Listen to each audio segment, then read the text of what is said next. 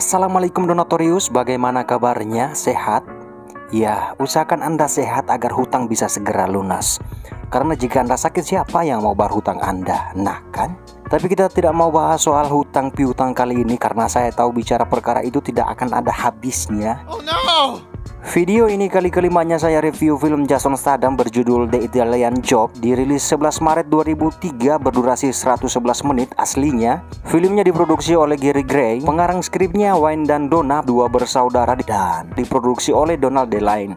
Sesuai searching saya sama Om Google, sebenarnya film ini adalah remake berlokasi di Amerika dari film yang judulnya sama di tahun 1969 oleh negara Britania. Dengan merekrut aktor-aktor ternama selain ipar saya Jason, ternyata kakak tiri saya juga ikut berperan di sana yang membuat film ini akan dipenuhi taktik mulus berujung maut dalam misinya, mengingat beliau memang ahlinya di bidang itu. Dan inilah beliaunya, Mark Wahlberg. Baik skrip cukup, kita segera masuk alur mengingat saya semakin tak lurus, namun pastinya ini hanya sekedar menghibur antum sedulur. Sebelumnya tak lupa saya mengingatkan bahwa ini hanyalah konten spoiler. Jika antum belum pernah menonton versi movie-nya, silahkan tonton versi movie-nya terlebih dahulu atau setelahnya. Okneus dan putar untanya.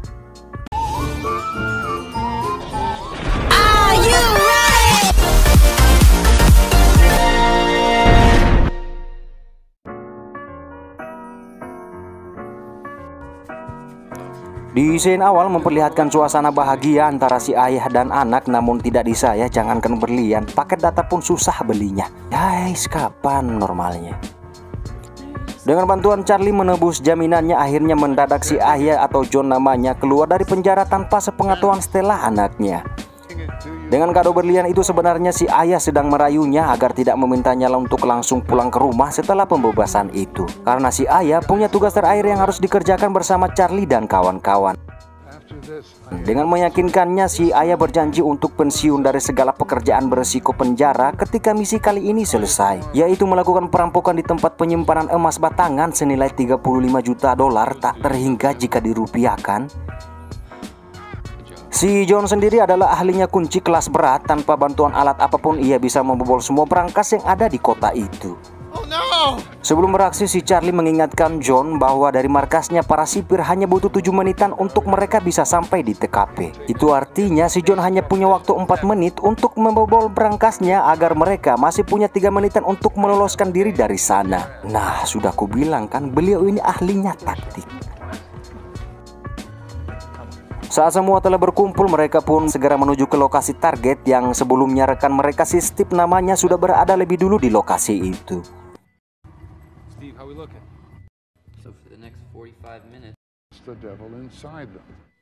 mostly y'all pitch and roll to give us the exact position or Dengan perannya masing-masing seperti biasa, Jason atau Rob namanya di film ini sebagai driver, namun kali ini lautan bukan darat yang diarungi dengan si Lyle sebagai hacker jenius yang katanya dialah penemu Napster sebenarnya, yang akhirnya idenya itu dicuri oleh Swam Fanning, teman sekamarnya waktu kuliah dulu. Napster sendiri merupakan jaringan jasa penyedia musik. Info selengkapnya kalian bisa searching sama Om Google. Mereka berdua ditugaskan Charlie untuk melakukan pengalihan ke petugas serta penjaga yang ada di sana ketika terjadi keributan. Dan Philip Ear adalah ahlinya bom rakitan, selanjutnya menemani Charlie dan John untuk membobol brankasnya. Dan lihatlah aksinya. school as usual. They will be. You don't know. That's Charlie's call now. Charlie. You kid. Let's go.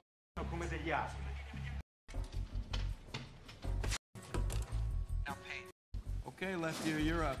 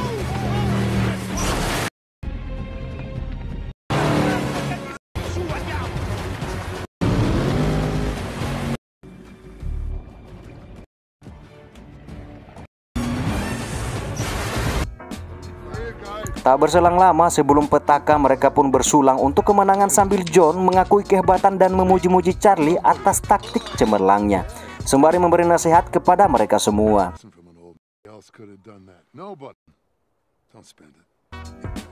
Namun terlihat Steve agak kurang enakan di sana, entah apa yang merasukinya. Saking tak tahan untuk segera mewujudkan mimpinya masing-masing, mereka pun memutuskan balik kanan untuk segera membagi rata hasil curiannya itu. Saat di tengah perjalanan pulang, tiba-tiba mereka dihadang oleh sekelompok orang yang tak dikenal dan ternyata Steve sudah berencana mengkhianati mereka semua. Gila. Don't even think about it, just do it.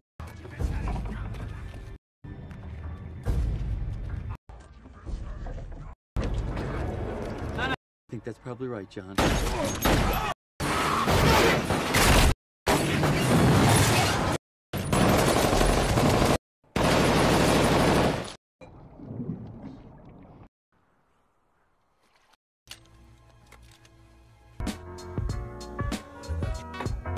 Satu tahun kemudian, karena mengalir darahnya sang ayah pada dirinya, Stella pun saat ini berprofesi sebagai seorang ahli uji brankas dan teknisi ruang penyimpanan dengan resmi dan patuh pajak membantu perusahaan apa saja yang butuh jasanya itu.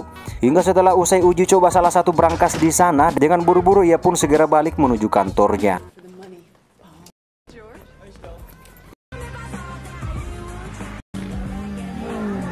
Tak bertahan lama sesampai ia di kantor, sekilas wajah bahagianya pun tiba-tiba berubah dengan ketidaksukaan atas kehadiran Charlie yang telah berada di sana.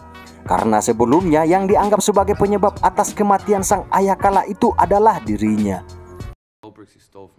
Dengan sukses pencariannya selama setahun yang dibantu oleh temannya bernama Skyen, Charlie pun datang bermaksud meminta bantuan Stella untuk sebuah misi, yaitu menggantikan posisi sang ayah sebagai juru kunci untuk membobol brankas yang berlokasi di Los Angeles, di mana tempat tersebut adalah tempat kediamannya si pengkhianat Steve atau Fragile nama samarannya saat ini.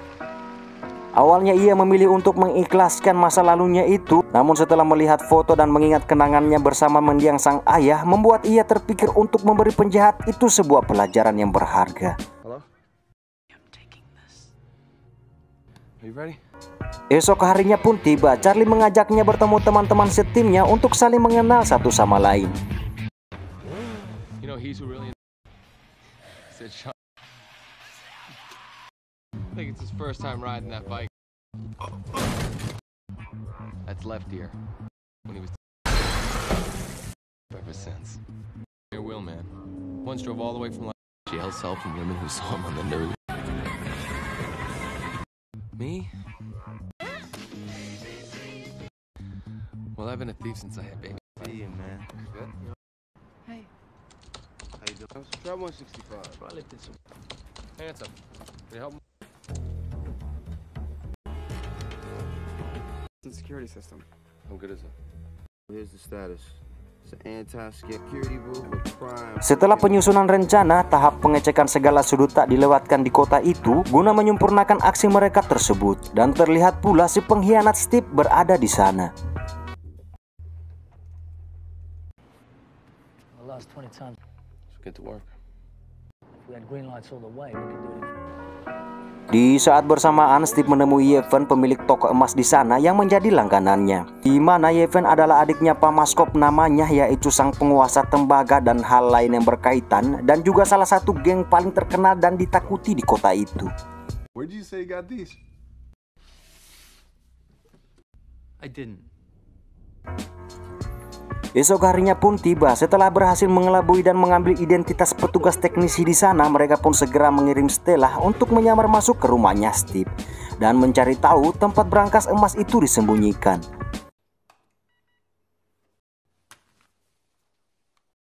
What can I do for you, Mr. Frizzelli? Get somebody up here and tell him to hurry up. Keep the safe in the office. Aston Martin Vanquish. Go on, get out of here. Monastery for punk ass. Here we go. That's my NAD T770. That's. Oh, yeah. Shit right up the mountain right now. I see you got the AVM process. Setelah berhasil dengan pesona Stella, si Steve pun mencoba merayunya dengan memaksanya untuk menemaninya makan malam di warungnya Pak Sapagon. Ia pun harus menurutinya agar terlihat seperti gadis pada umumnya. Selepas dari sana, tak ingin mendapati masalah ke depannya, Charlie dengan gelar pemimpin menguji segala yang dibutuhkan terlebih dahulu agar benar-benar sempurna. Mengingat keadaan di kota itu sangat tak mendukung untuk misi yang akan mereka jalankan.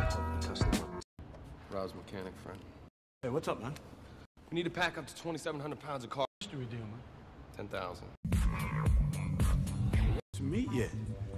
Rent. I lost your smart controls. Setelah usai mempersiapkan segalanya, tibalah malam yang terlihat Steve kembali ke toko langganan itu. Tujuannya untuk menjual emasnya buat modal makan malamnya dengan si Stella. Nggak kayak kita nyuruh uang orang tua buat modal ngapelin si doi. Namun hal yang tadi duga pun terjadi setelah Yevhen dengan tak sengaja menyebut tempat asal emas itu dicuri, yang sebelumnya sangat dirahasiakan oleh Steve. Dan You were saying something? You understand fine. Now, what do you know about Venice, 35 million.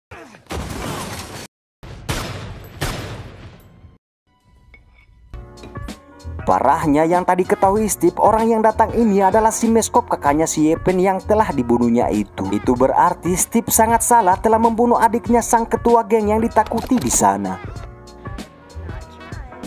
Berpindah scene karena kurangnya bahan peledak yang dibutuhkan Liv, si Charlie mendatangi kawan lamanya untuk meminta apa yang dibutuhkan. Dan inilah si Skyn yang telah membantu Charlie memberi informasi sebelumnya. Some nitrogen and Nitrogen, primer, detonating. 5Gs. Thanks. Sorry. Tidak terima dengan kematian sang adik, keesokannya Maskop menyuruh anak buahnya membawa mantan kasir adiknya itu untuk dimintai kesaksiannya. Yang dimana semua ucapannya mengarah ke Skyn karena sebelumnya Skyn pernah mendatanginya sewaktu ia masih bekerja di tempat itu. Dan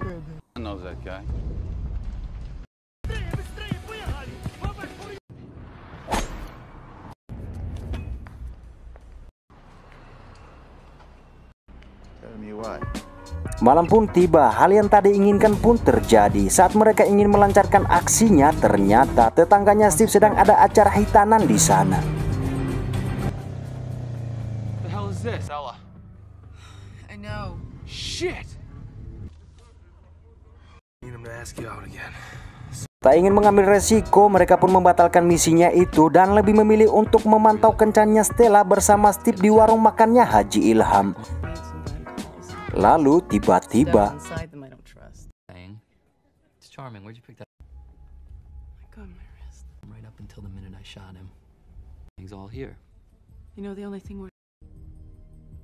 Hey, Steve. Charlie. It's over when I say it's over. And why do you get to punch him and I... Valuable.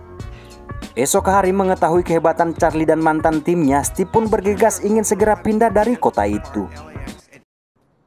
We crack it, it's empty. Well, who knows where? They could change the flight plan in mid. Berbeda dengan sahabat-sahabatnya, Charlie yang mengetahui hal itu pun malah terlihat santai dan senang di atas kepanikan rekan-rekannya. Mengingat ketatnya para penjaga yang mengawalinya, serta lengkapnya fasilitas mengiring Steve dan emas itu di saat pelariannya nanti dari kota itu. Setelah separuh rencana ia katakan agar temannya itu paham, di saat bersamaan Skyn tiba-tiba menelpon dan menanyakan dalang pembunuhan adik dari kepala geng di sana. Seusai memberi kebenaran kepada sahabatnya itu, kini rancangan rencana pun mulai dijalankan. Work a genius. Okay. Interested? Could be. This'll work. Let's go. Okay.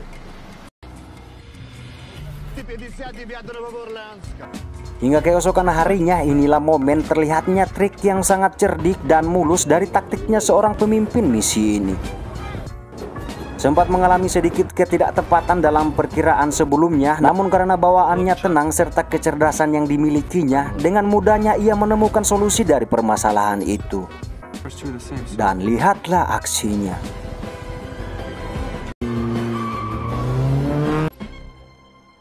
Houston, we have... 28 has turned right heading.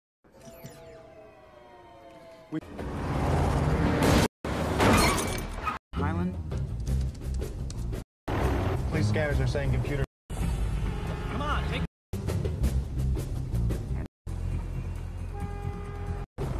Nice, Charlie. Pass through the station. You are clear for. Gonna be tight. Right there. Coming into position. Stay. Don't lose him, don't lose him.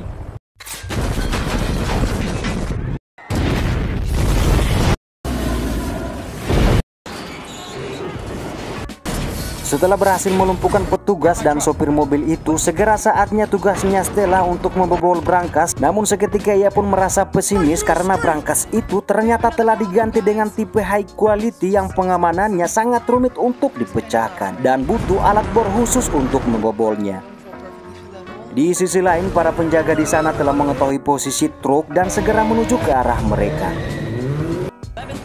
Mendengar keyakinan yang dimiliki Charlie bersama rekan timnya, pada akhirnya ia mencoba memfokuskan pikirannya tanpa alat bantu ataupun bantuan jin-jin kafir. Loh, kok larinya ke situ?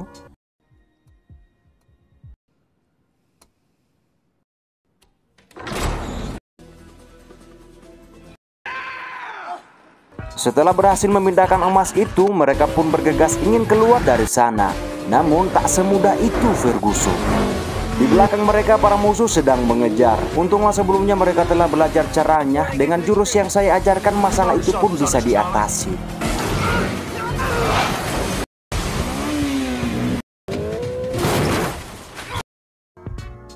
Dan tersisalah si pengkhianat Steve. Setelah berpencar saat dalam pengejaran yang tak diketahui Steve, saat ini Charlie sedang menjebaknya dalam permainan.